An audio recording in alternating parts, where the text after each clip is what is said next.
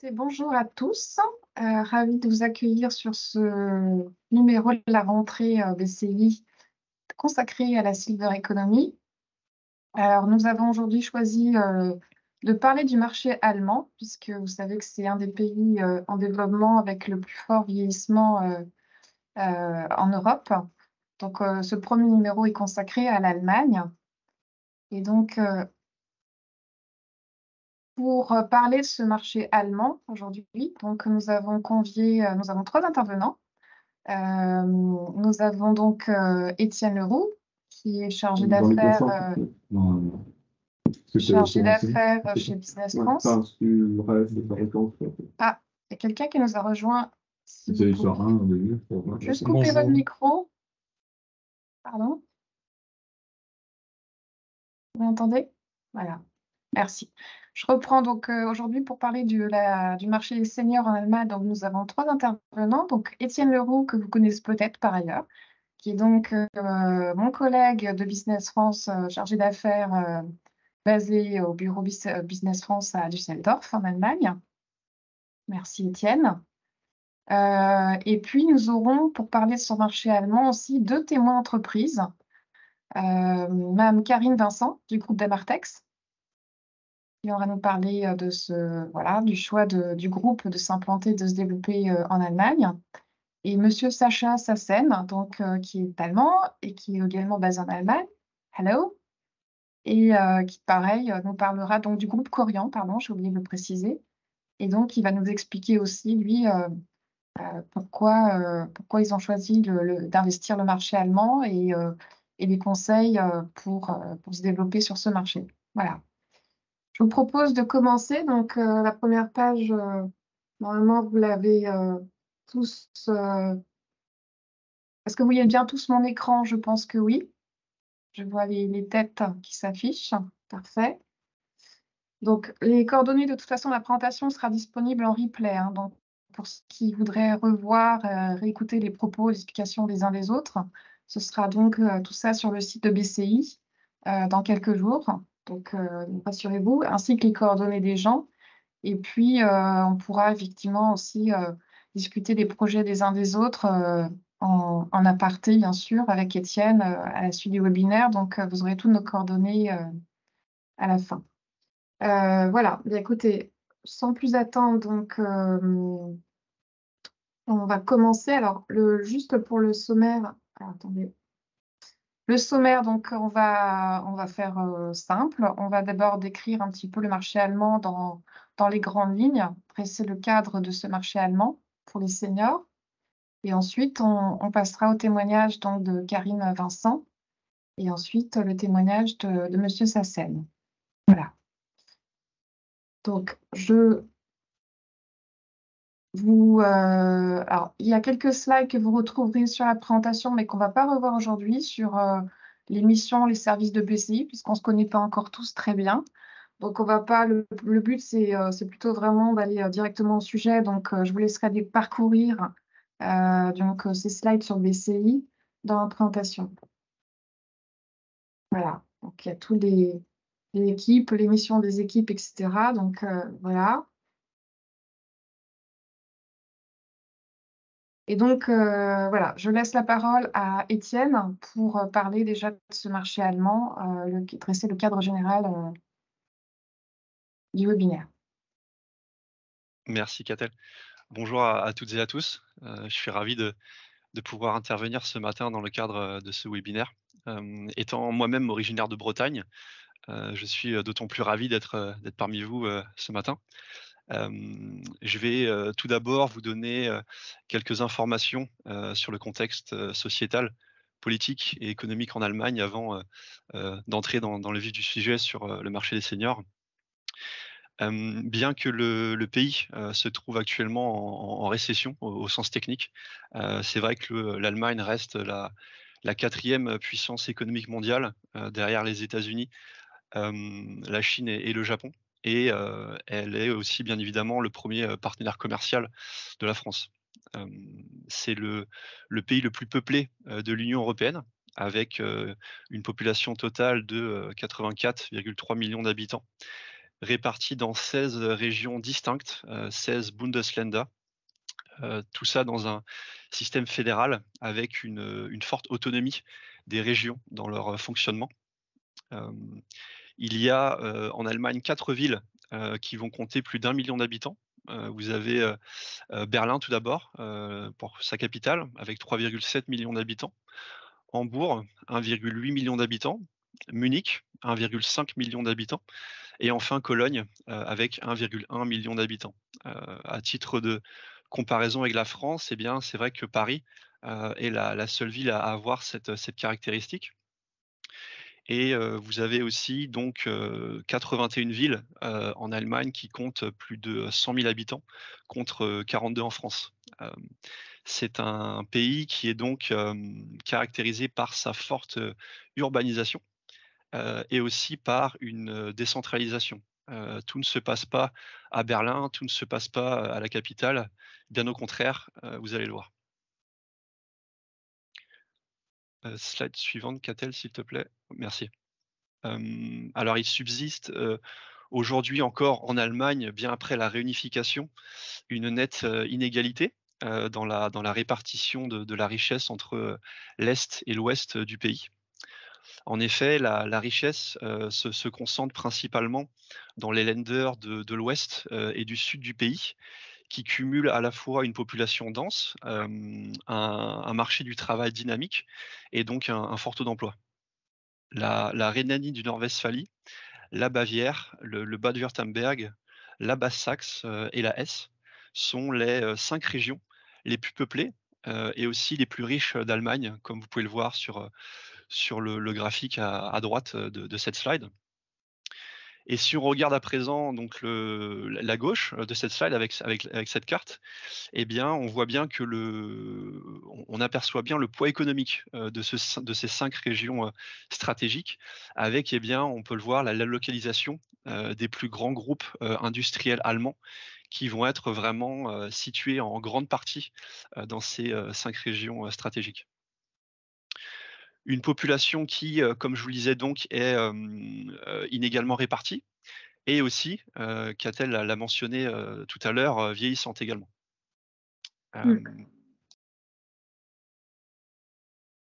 Slide suivante. Merci. Alors, c'est vrai que comme je le disais, donc une population vieillissante, c'est vrai que le changement démographique est arrivé depuis longtemps en Allemagne. La baisse du nombre de jeunes et l'augmentation simultanée du nombre de personnes âgées modifie bien évidemment le cadre démographique. Il faut savoir qu'aujourd'hui, une personne sur 2 en Allemagne a plus de 45 ans et une personne sur 5 a plus de 66 ans. Cette slide vous présente une comparaison de la structure par âge en 2021 par rapport à l'année de la réunification allemande en 1990 et montre eh bien, très clairement la progression de ce changement démographique. La population âgée entre 20 et 35 ans en 1990 était le groupe le plus important, comme vous pouvez le voir. Et ce même groupe est aujourd'hui âgé entre 50 et 65 ans. Et il représente toujours le groupe le plus important. Et il se compose de personnes actives qui prendront leur retraite au cours des 2 prochaines décennies. Donc demain. Exactement, ouais, c'est demain.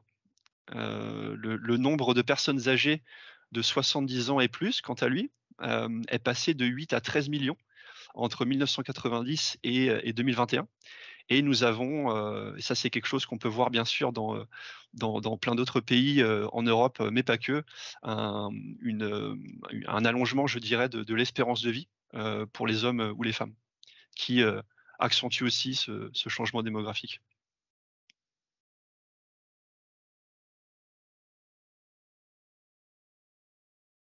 Alors, donc, je vous le disais tout à l'heure, c'est vrai qu'une personne sur 2 en Allemagne a désormais plus de 45 ans et environ 45% de la population allemande a aujourd'hui plus de 55 ans. On parle d'un peu plus de 37 millions de personnes. Les seniors actifs, dont l'âge est compris entre 50 et 65 ans, représentent 20% de la population, un peu plus de 16 millions d'habitants. Et ils représenteront environ, en 2060, 23 millions d'habitants. Les plus de 85 ans, 1,2 million de personnes en 1991, représentent actuellement environ 3 de la population, soit 2,6 millions de personnes, et seront plus de 5 millions en 2060 selon les prévisions. Le nombre croissant de personnes âgées est donc, comme je vous le disais, clairement un facteur majeur de ce changement démographique. Et c'est vrai que pour toute société française de la silver economy souhaitant se développer en Allemagne, c'est dans l'optique d'un projet de développement ou d'implantation, c'est vrai que ça peut être toujours intéressant d'identifier, de bien localiser les seniors dans le pays pour voir où une stratégie d'implantation pourrait être intéressante. Et c'est quelque chose que je vais vous présenter sur la slide suivante. Donc vous voyez sur cette slide une répartition de la population allemande par région en fonction de la catégorie d'âge des seniors. Et c'est vrai que, sans surprise, hein, je vous en ai parlé précédemment. C'est vrai que les 5 régions de la Rhénanie-Nord-Westphalie, la Bavière, le Bade-Wurtemberg, la Basse-Saxe et la Hesse arrivent en tête de ce classement. Et la Rhénanie-Nord-Westphalie, région la plus peuplée d'Allemagne, est bien évidemment aussi sans surprise la région qui va comporter le plus de seniors. Et c'est la catégorie d'âge des seniors actifs, donc celle qui comprend des personnes entre 50 et 65 ans, qui est la catégorie la plus peuplée. Alors comment se présente, je dirais, la situation de ces seniors actifs sur le marché du travail? C'est quelque chose que je vais aussi là donc vous présenter sur la slide suivante. Combien celui-là? Pardon? C'est le bon slide là, Étienne? Oui, c'est parfait. Ouais. Alors comme vous le voyez, c'est vrai que la situation a considérablement changé au cours des dernières années. C'est vrai que la participation sur le marché du travail des personnes de 60 à 64 ans a augmenté plus que dans tout autre groupe d'âge. En effet, elle est passée de 47% en 2012 à 63% en 2022. Au-delà de l'âge de départ à la retraite, la proportion de seniors actifs a augmenté en peu de temps de façon vraiment significative. Et on voit aussi que donc les personnes seniors entre 65 et 69 ans, quant à eux, travaillaient encore l'année dernière à 19% contre 11% en 2012. L'une des raisons, bien sûr, de l'augmentation du nombre de personnes actives est que l'âge légal de départ à la retraite, et ça a été bien évidemment un sujet en France au cours des derniers mois, a été progressivement en Allemagne relevé à 67 ans. Et on peut donc s'attendre à une nouvelle augmentation de l'emploi des seniors à l'avenir. Et de plus, je dirais, le niveau d'éducation aussi n'a cessé d'augmenter. Et les diplômes supérieurs sont souvent associés à une participation plus longue dans la vie active. Et on voit que en 2022, les personnes hautement qualifiées dans la tranche d'âge des 60-64 ans avaient un taux d'emploi de 74% contre 50% pour les personnes dites peu moins qualifiées. Le marché de la silver economy peut avoir tendance à être associé, je ne vais pas dire uniquement, mais être souvent associé aux personnes âgées en perte d'autonomie. Et c'est vrai qu'il englobe, et c'est important de le mentionner, de le rappeler, il englobe bien évidemment aussi les seniors actifs. Les seniors actifs qui constituaient bien une population qui est encore en parfaite santé, une population qui est connectée et qui consomme. C'est quelque chose que voilà, je souhaitais vous présenter sur la prochaine slide. Et qui a un pouvoir d'achat conséquent aussi. Exactement, C'est un ça. pouvoir C'est la Tout à fait. masse, mais c'est aussi le pouvoir d'achat. Ouais. Hop, hop. Et c'est la souris qui passe. Hop. Voilà, pardon. Super. Donc en effet, Catel, c'est vrai que comme tu l'as mentionné, c'est vrai que les seniors actifs, c'est vraiment une cible de consommateurs stratégiques. Pourquoi? Parce que, ils ont un pouvoir d'achat, élevé. Ils sont, friands, d'outils technologiques. Ils effectuent régulièrement des achats en ligne avec ou sans, leur smartphone. Ils sont aussi actifs, sur les réseaux sociaux et ils constituent donc vraiment une cible, de consommateurs stratégiques avec un très gros potentiel. Hem, ces mêmes seniors actifs, bien sûr, avec le temps, c'est vrai, prennent de l'âge, perdent en autonomie, hem et préfèrent, en 1er lieu, adapter leur logement, bénéficier de services, d'aide au maintien à domicile, plutôt que d'aller, en maison de retraite. Et donc, si on peut passer, Catel, sur la slide suivante, s'il te plaît. Merci. Donc, comme je vous le disais, c'est vrai que ces seniors, qui, petit à petit, avec le temps, vont perdre en autonomie, souhaitent, le plus possible, on va dire, hein, rester à leur domicile. Et on voit que l'Allemagne compte, un peu plus de 40 millions de ménages privés, avec au moins, une personne âgée de 65 ans ou plus qui vit dans un tiers de ces ménages, un peu plus de 13 millions de ménages privés. Et sur ces 13 millions de ménages privés, vous en avez 7 millions où ils vont être composés de plusieurs personnes, avec donc 63 sur ces 7 millions, on parle de foyers de plusieurs personnes, composés exclusivement de personnes de 65 ans et plus. Et aussi donc d'un autre côté, des foyers intergénérationnels. Là, on est sur 37 sur 7 millions de foyers, donc de plusieurs personnes, comprenant au moins une personne âgée de 65 ans et plus. Alors bien évidemment, avec l'âge, je vous l'ai dit précédemment, c'est vrai que les personnes seniors vont perdre en autonomie et c'est vrai qu'avec le temps aussi, c'est indéniable. C'est vrai que la probabilité, pour ces personnes d'avoir besoin de soins, va augmenter. Et donc c'est vrai que le nombre de personnes, nécessitant des soins réguliers, en Allemagne, augmente, depuis maintenant plusieurs années. Et donc je vais, vous donner également d'autres informations sur ce sujet-là, pardon, sur la slide suivante.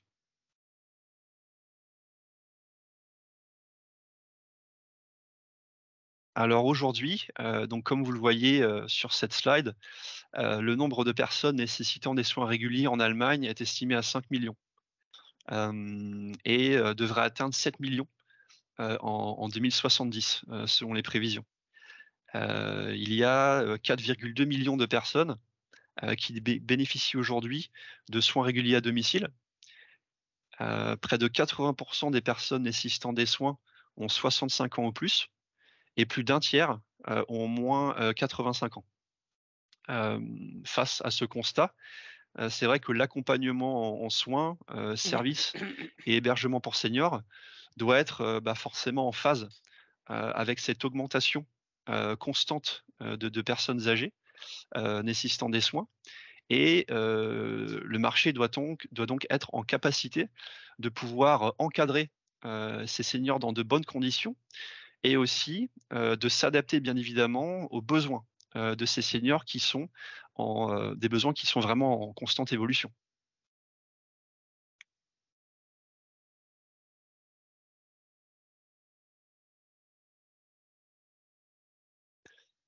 Alors, comme je vous le disais, un peu tout à l'heure, Pardon. précédemment, c'est vrai que la personne âgée, préfère, eh bien, en premier lieu, hein, adapter son logement, bénéficier de services de soins, d'aide au maintien à domicile, plutôt que d'aller en maison de retraite. Et pour maintenir, la personne âgée, dans son logement, ou bien pour lui permettre de se sentir comme chez elle, c'est vrai que des nouvelles offres, ont vu le jour au cours des dernières années, continuent à voir le jour. C'est le cas notamment de quartiers aménagés, hein, pour seniors, de logements individuels encadrés, adaptés, de colocation, pour seniors aussi, ça se fait de plus en plus, de familles d'accueil pour seniors, qui se font, en collaboration avec des sociétés, spécialisées dans les services d'aide au maintien à domicile, en fonction, eh bien, du degré de dépendance, du degré d'autonomie, des personnes, âgées. Si on parle des sociétés et entreprises agréées sur les services de soins à domicile, on en dénombre un peu plus de 15 000, en Allemagne. Un peu moins de 70 du marché va être détenu par des entreprises privées et nous avons ensuite donc des entreprises à profil, non lucratif, qui vont, avoir donc un peu plus de 30 du marché et ensuite donc là, on est vraiment sur une partie infime à 1 du marché pour des sociétés qui relèvent du secteur public. Et donc, oui? Peut-être un mot, est-ce que c'est lié aussi finalement au phénomène qu'on observe aussi en France, c'est-à-dire moins de financement disponible venant du public, donc du coup le privé qui doit investir, et aussi peut-être un mot sur la nécessité évidemment d'apporter du soin pour les personnes dépendantes déjà, mais aussi de mettre l'accent sur la détection des maladies ou des problèmes éventuels, etc., et faire en sorte que les gens actuellement vieillissent en bonne santé le plus longtemps possible, en fait. Est-ce qu'il y a aussi cette volonté en Allemagne? Bien évidemment, bien évidemment, et je pense que peut-être sur cette faible participation, présence, des acteurs publics, c'est quelque chose qui peut, aussi s'expliquer et ça, c'est quelque chose qu'on voit très bien, sur le marché des résidences de soins.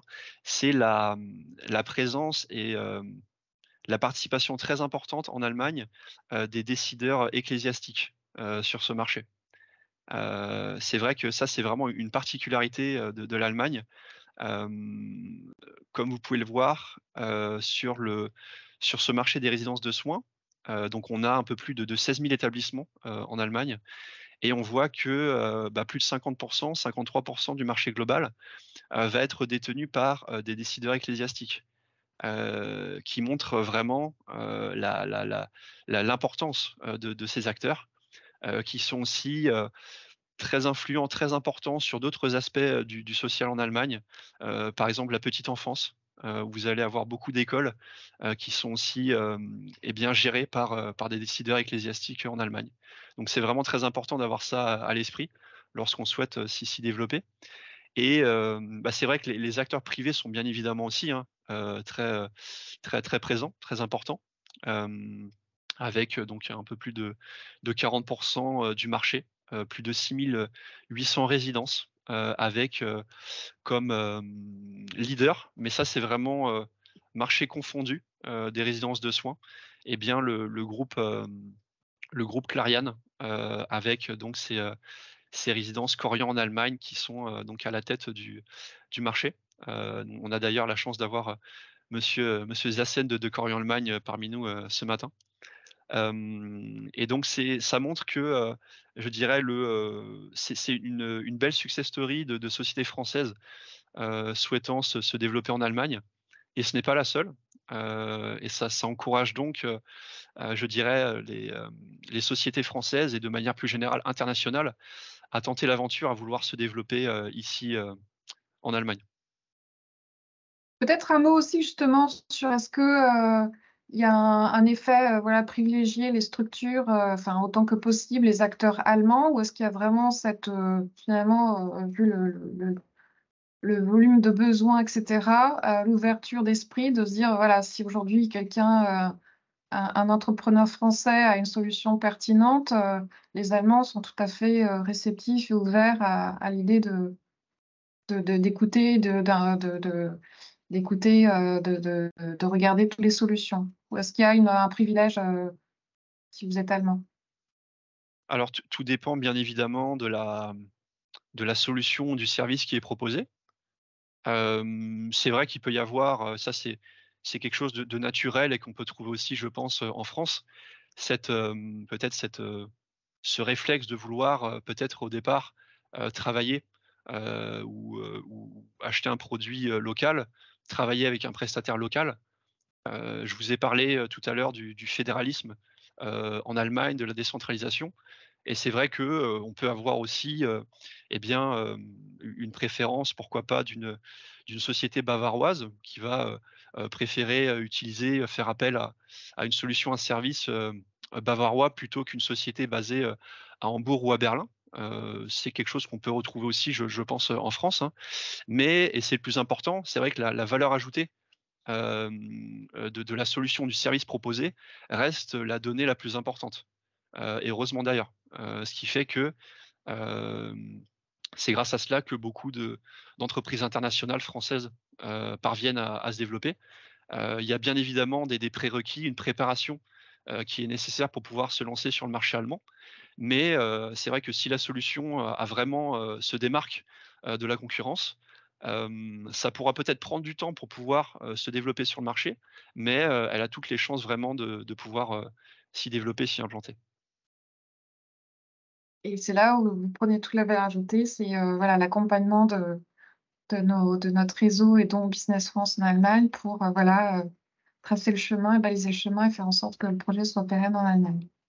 Exactement, exactement. C'est donner, toutes les bonnes astuces, les bonnes méthodes, pour pouvoir, se lancer sereinement, en fait, dans un développement, et donc se développer ensuite de manière pérenne, Ouais, exactement, parce ouais. qu'on le dira trop jamais assez, c'est qu'un bon produit, et cetera, il peut être tout à fait innovant, et cetera. Si, par ailleurs, on a la mauvaise approche, ça peut complètement, aussi, enfin voilà, la success story, elle est aussi liée à la bonne approche et donc se faire accompagner par des gens qui connaissent ce marché, des gens comme vous, savez en fait, comment procéder et comment aborder les comptes en Allemagne.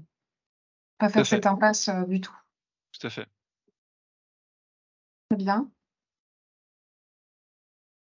Est-ce que tu veux rajouter autre chose? Non, c'est bon, Étienne?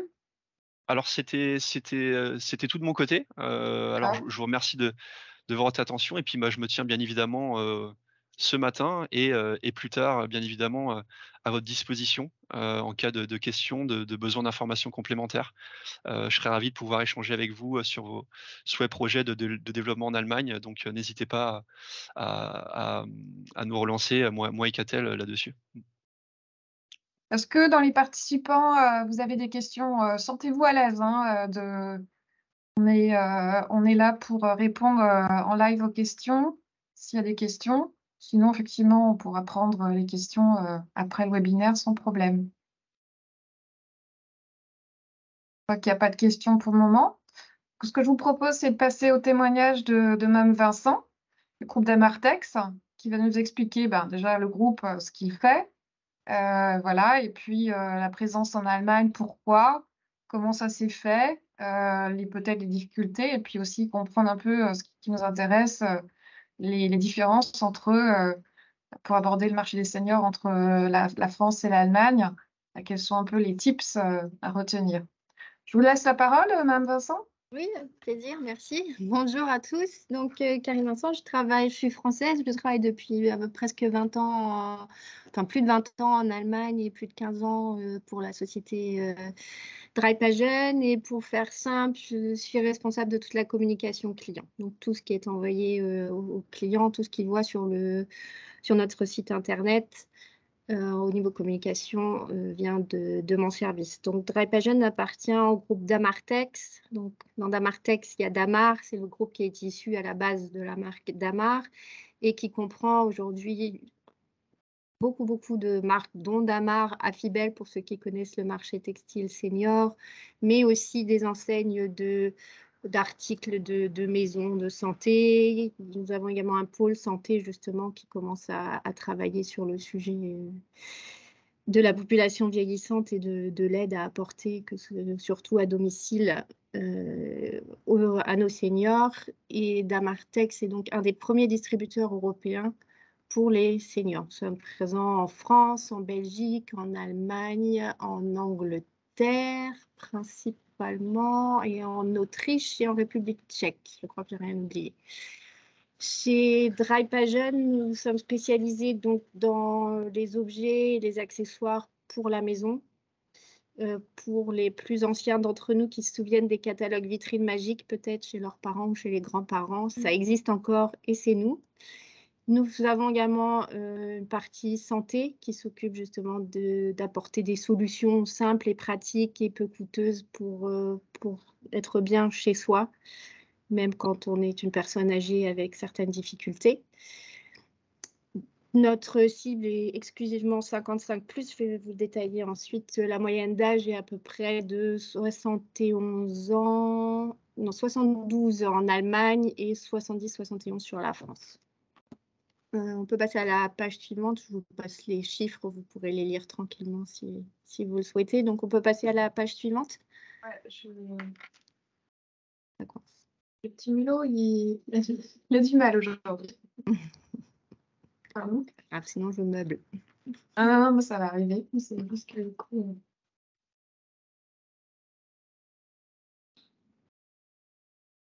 Voilà. Alors, maintenant, c'est moi qui vous ai perdu. Voilà, je vais les retrouver. Pardon.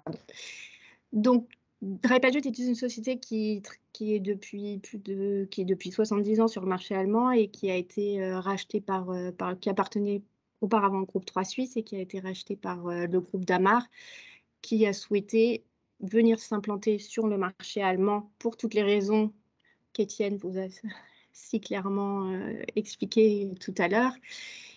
Et aussi du fait que Drypagen représente un marché assez porteur sur le marché allemand, vu que nous n'avons pas de concurrents directs en vente à distance, bien sûr. Nous avons aussi Action et Lidl, Aldi, etc. Mais en vente à distance, nous sommes vraiment les leaders sur le marché. Et c'est pour ça que Damartex a souhaité que nous rejoignions le groupe pour étendre les activités d'Amar du groupe sur le marché allemand. C'est bon, on peut passer à la prochaine. D'ailleurs, juste une question. L'Allemagne, le choix d'Allemagne, ça s'est fait dans l'ordre, dans l'internationalisation du groupe. L'Allemagne est arrivée en premier ou non, suite alors à le groupe était déjà présent en Angleterre surtout et en Belgique. Mais effectivement, avec la population vieillissante allemande, le chiffre de la population actif, le groupe a souhaité effectivement pouvoir s'implanter en Allemagne. Et ça a été fait au départ par des duplications de concepts français. Et c'est ce que je vais vous expliquer ensuite. Dupliquer un modèle français en Allemagne n'est pas forcément source de succès. L'Allemagne a des codes de communication et des codes économiques très spécifiques, surtout dans la vente à distance, je vais vous détailler ça après, qui font que c'est pas si évident et qu'il est quand même bien... il vaut mieux s'entourer de sociétés allemandes ou de partenaires allemands qui connaissent vraiment le marché et les spécificités de la clientèle. Ça, je vais vous le détailler après. Je vous ai mis après, on verra les différences fondamentales entre la France et l'Allemagne en termes de consommation. Si on pouvait revenir à celle d'avant, on a un peu trop loin. Merci. Donc, comme l'a déjà précisé Étienne tout à l'heure, on a les 55+, ce n'est pas une clientèle, ce sont plusieurs clientèles.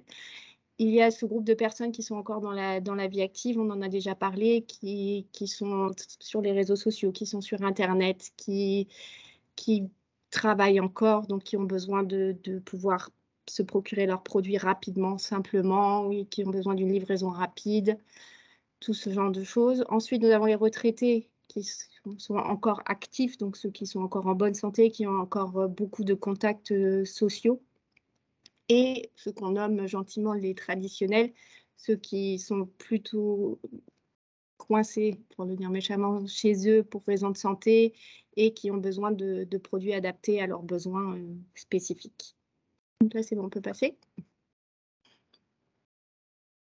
Donc, différence fondamentale que nous voyons entre les seniors français et les seniors allemands, parce que comme nous travaillons sur les deux marchés, c'est facile pour nous à voir. On a un niveau d'exigence de qualité beaucoup plus élevé en Allemagne, donc beaucoup plus axé sur la qualité du produit, sur la rapidité des services, sur l'exactitude des informations données. Le consommateur allemand est beaucoup plus exigeant. Il est beaucoup plus sensible aux avantages, que ce soit sous forme de cadeaux, de recevoir une carte pour leur anniversaire, de remise, etc. Comme on l'a vu tout à l'heure, ils ont un pouvoir d'achat élevé, plus élevé en France que sur nos activités. On a un panier moyen qui est 15% plus élevé en Allemagne qu'en France, sur les mêmes produits et au même prix. Et les Allemands sont plus longtemps dans la vie active, donc toute cette partie de la population qui est encore très active est plus importante en Allemagne, mais ça, on en a déjà parlé tout à l'heure. On peut passer à la page suivante. Merci. Donc, en vente à distance, là, il y a des spécificités qui font donc que l'Allemagne n'est pas la France. Déjà, pour ceux qui travaillent dans le textile, ça va être intéressant. On a un taux de retour en Allemagne beaucoup plus élevé qu'en France, 40% en Allemagne contre à peu près 15% en France. Donc, quand on fait un business plan et qu'on veut lancer un site e-commerce textile en Allemagne, il faut absolument prendre ce chiffre en considération. Cela vient du fait que les Allemands ne paient pas au moment de la commande, ils paient sur facture à réception de leurs produits. Donc en Allemagne, il est très simple. Si je veux acheter un vêtement, ben, je le commande en S, en M et en L si je ne suis pas sûre. Et je les essaye, je garde le M, je renvoie les deux autres et je ne paye que le M. Pour faire simple. Donc c'est vraiment une chose à prendre en compte au niveau du e-commerce. Comme je dis, règles sur facture après réception. L'usage de la carte bleue est très répandu. Il n'y a pas beaucoup d'Allemands d'ailleurs qui ont des cartes bleues. Ils ont des cartes de paiement qui sont débitées directement, mais ils n'ont pas ce système de carte bleue comme en France. Les Allemands sont encore très attachés à l'argent liquide, malgré qu'il n'y ait plus le Deutschmark. Le passage à l'euro a été très compliqué pour les Allemands et restent très attachés à leur argent liquide. Et ils sont extrêmement réticents à communiquer des coordonnées bancaires sur Internet. On a vraiment, nous, très très peu de clients qui donnent leurs coordonnées bancaires. Et dernière chose, ils sont, comme je l'ai dit déjà, ils sont très attachés au respect des règles et des informations données. Si on promet une livraison sous 3 jours, on doit livrer sur 3 jours. Sinon, au 4e jour, vous allez avoir des réclamations. Et ça va être compliqué. Donc, si vous dites que c'est, je ne sais pas moi, un pantalon en 100% coton, il a intérêt à être 100% coton. S'il est livré sous 3 jours, il doit vraiment être là sous 3 jours. En France, c'est quand même un peu plus simple sur ce genre de choses. Page suivante. C'est bon. Ensuite, sur la communication marketing, là aussi, on a vraiment une très, très grosse différence culturelle entre les deux pays. Les Français sont très réceptifs aux sous-entendus et à la communication positive, émotionnelle, alors que les Allemands, pas du tout. Un Allemand, il faut lui dire ce qu'il va avoir et ce que ça va être et comment ça va être. Après, c'est lui qui décide au niveau émotionnel ce que ça lui apporte.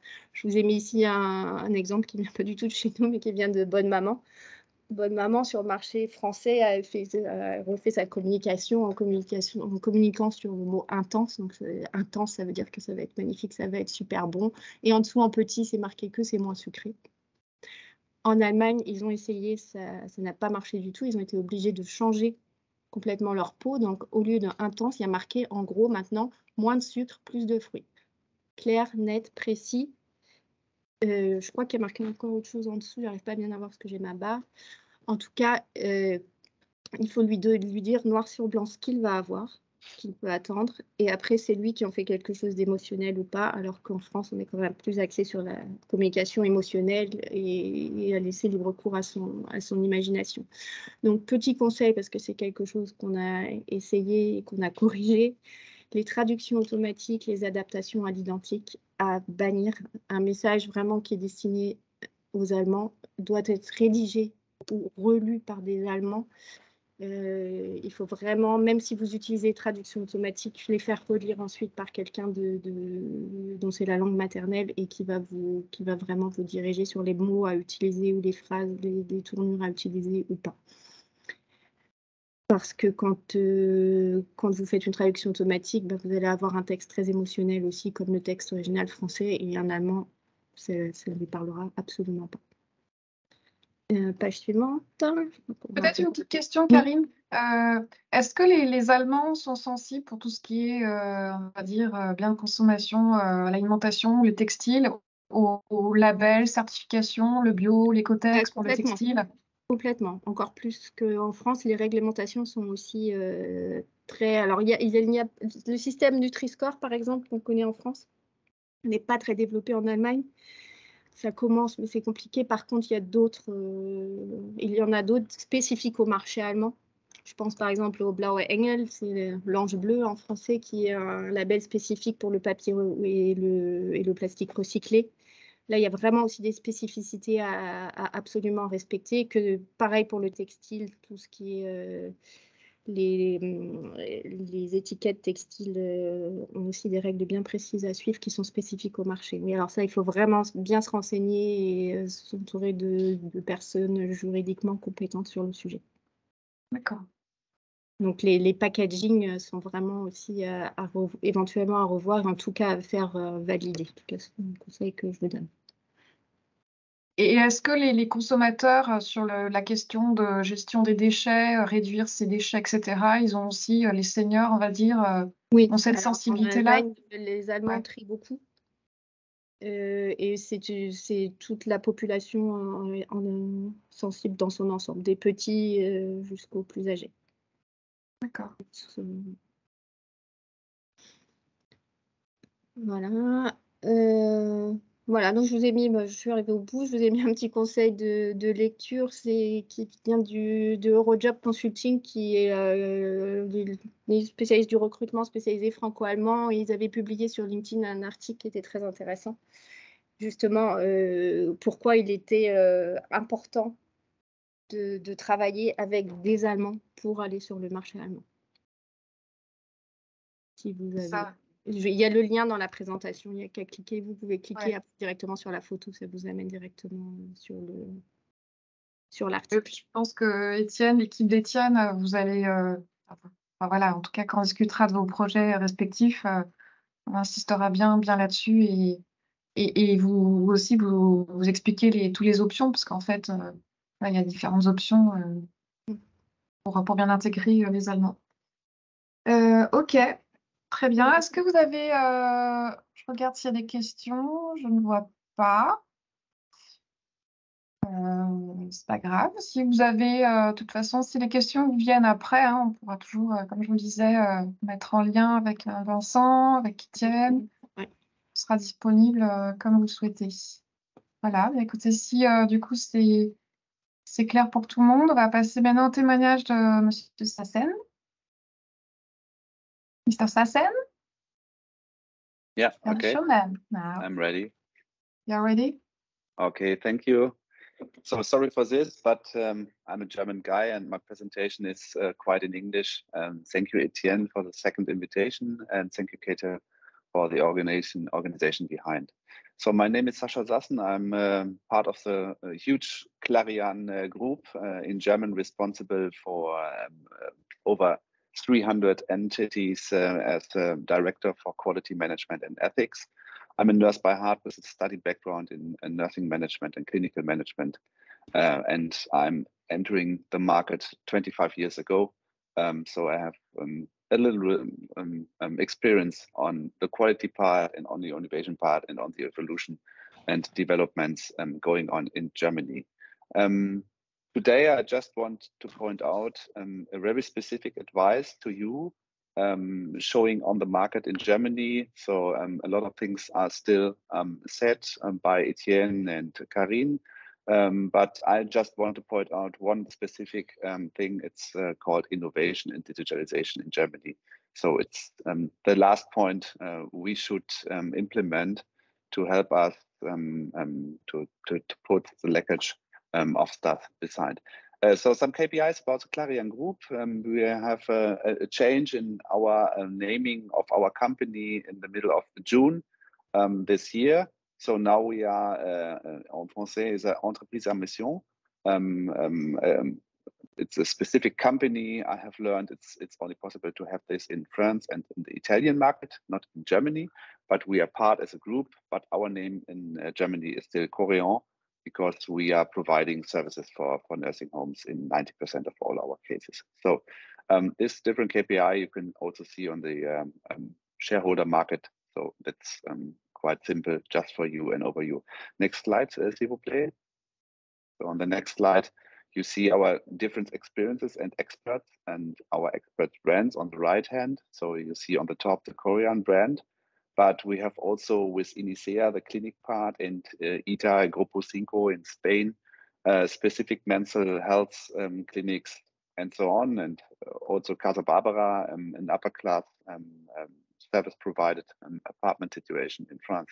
So in Germany, you can see here on the points where are we presented in the market. We are number one in the nursing homes, and we are in the top 3 area of our home care devices, but not in the medical way. The medical market in Germany, it's quite a different market as a nursing home and the home care market, because there are different insurance companies responsible for this. But we want to grow in the rehabilitation market for the future.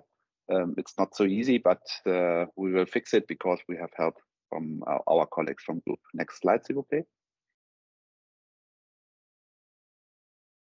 So here our common goal, uniform values and our social responsibility. Here's only one point for me for this session, very important. It's on the right side, it's called innovation. So for the innovation part, I put all my energy inside to innovate the German market and the German situation on caregiver side.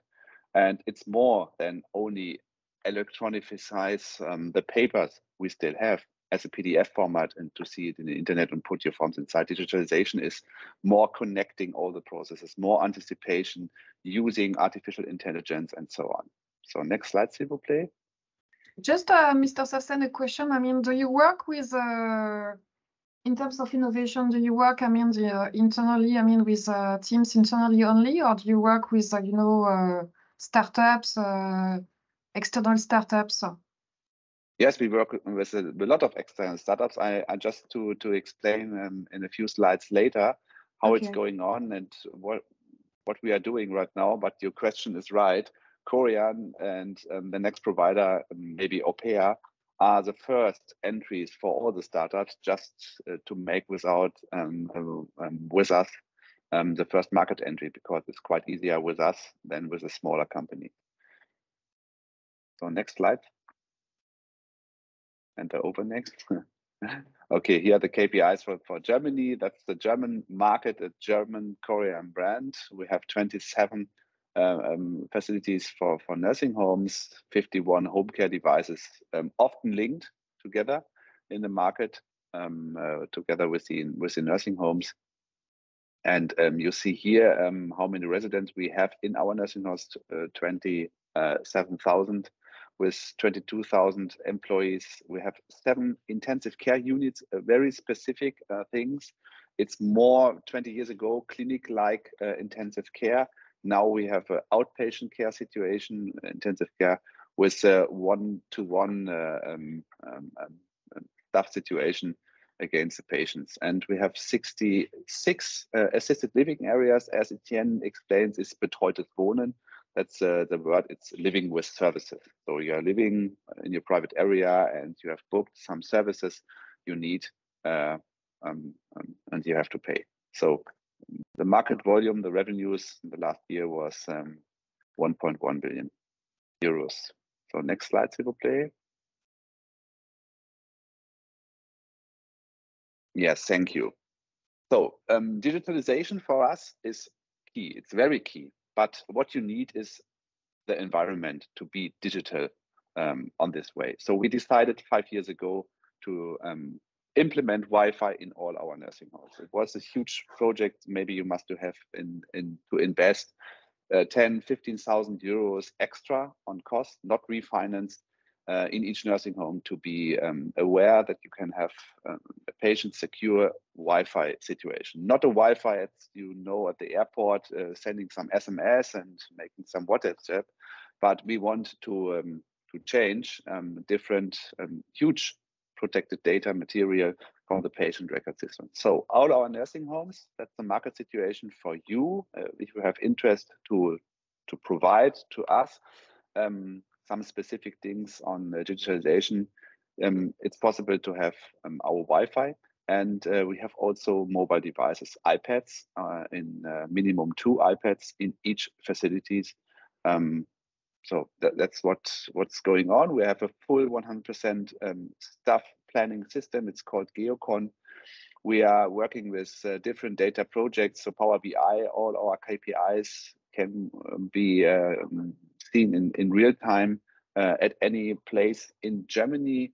We have a full digital complaint management system. Also, the whistleblowing guide is also implemented as a digital way.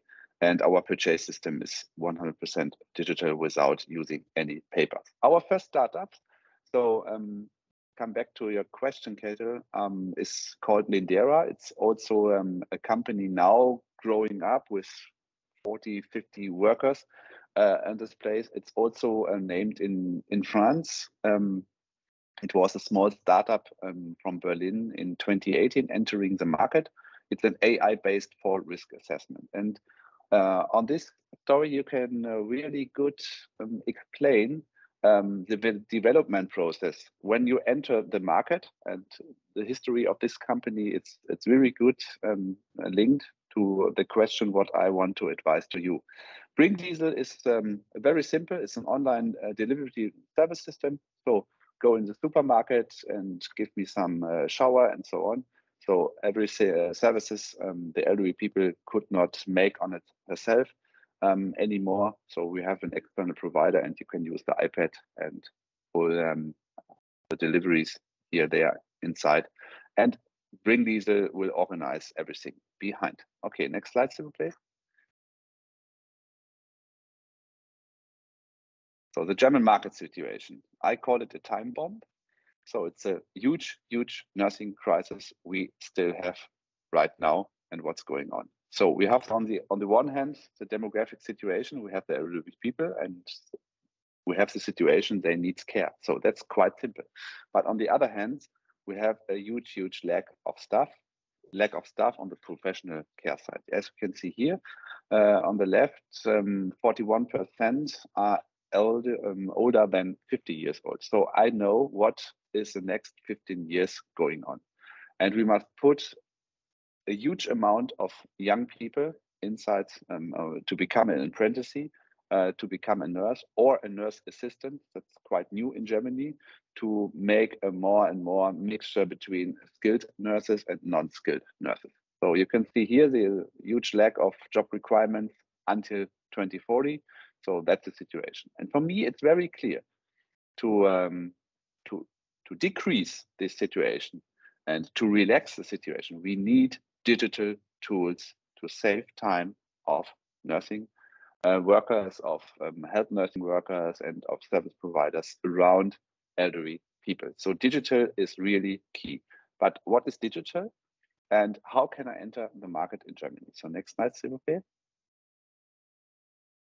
You can enter the market in Germany when you are key and when you are really secure with these first 4 questions.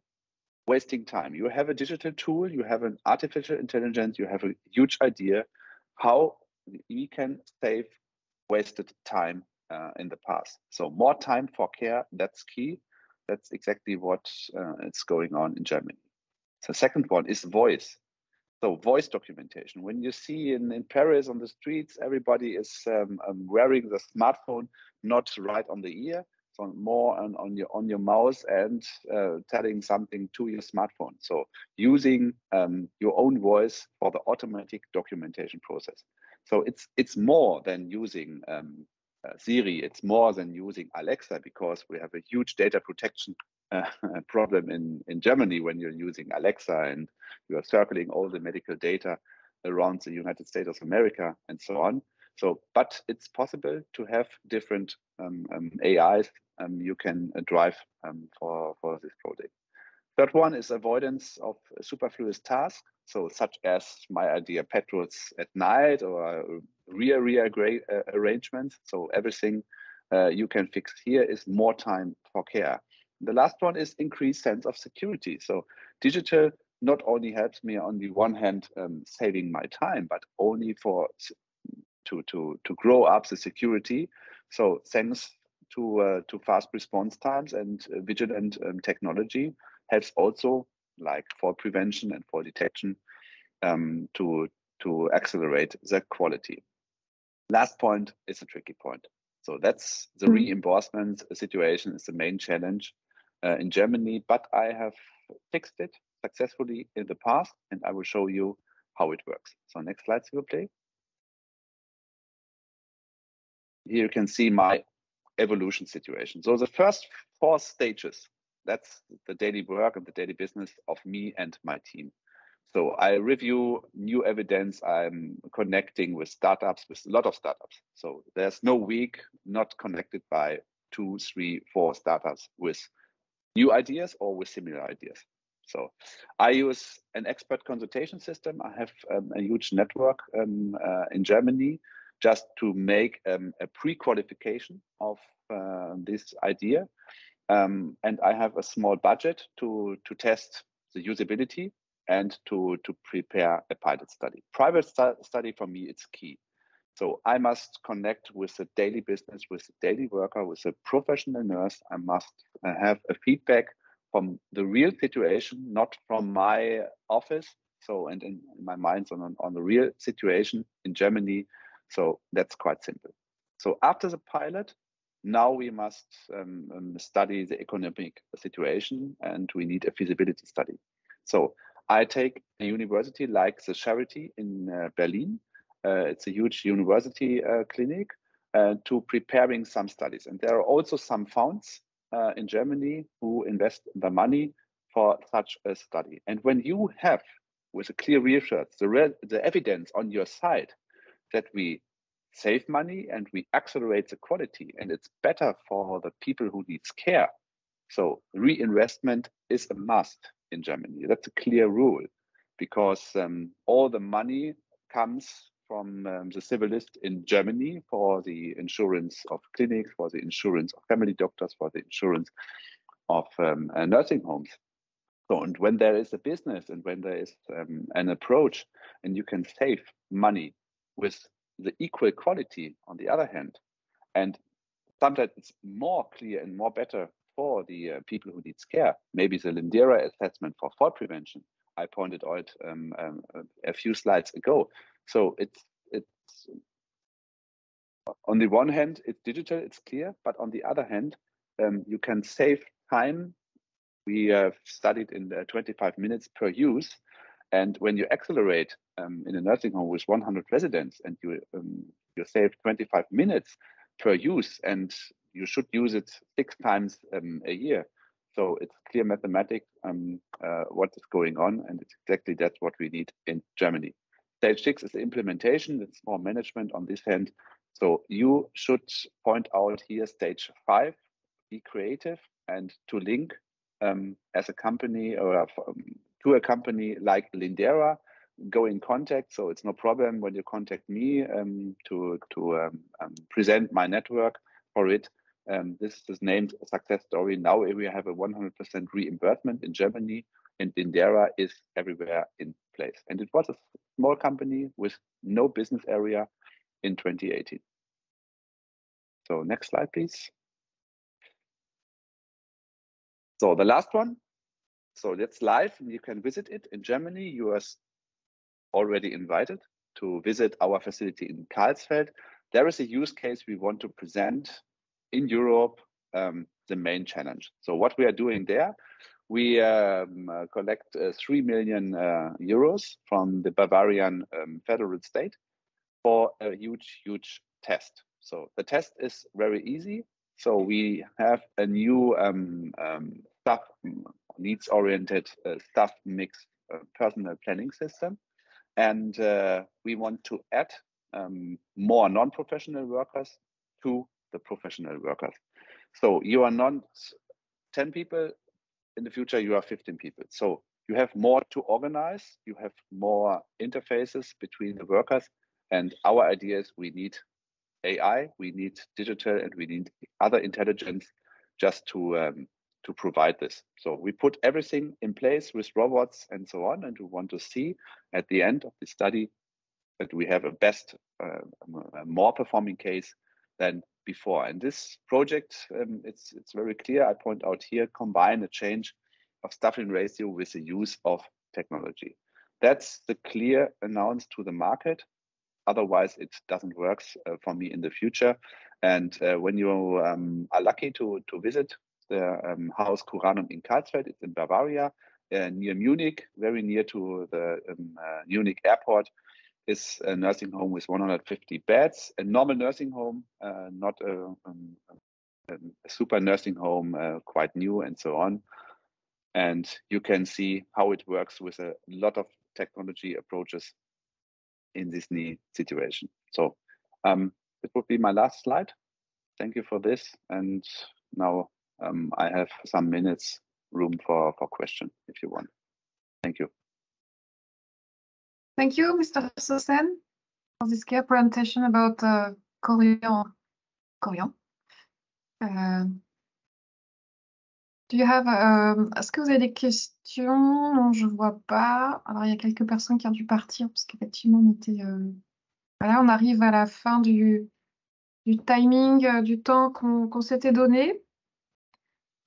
Écoutez, en tout cas, s'il y a des questions, comme on l'a dit, voilà, vous avez mes coordonnées, celles d'Étienne.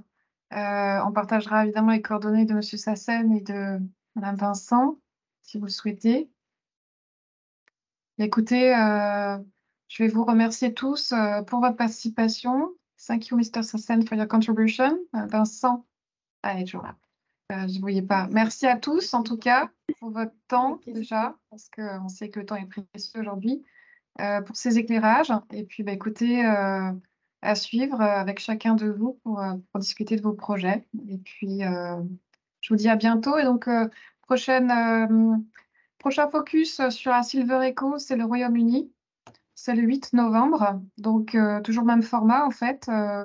Possibilité, donc l'intervenant, on est en cours d'élaboration du contenu avec l'intervenant et donc des témoins d'entreprise comme aujourd'hui pour apporter ces éclairages un peu plus concrets sur ce marché de la Silver Echo au Royaume-Uni.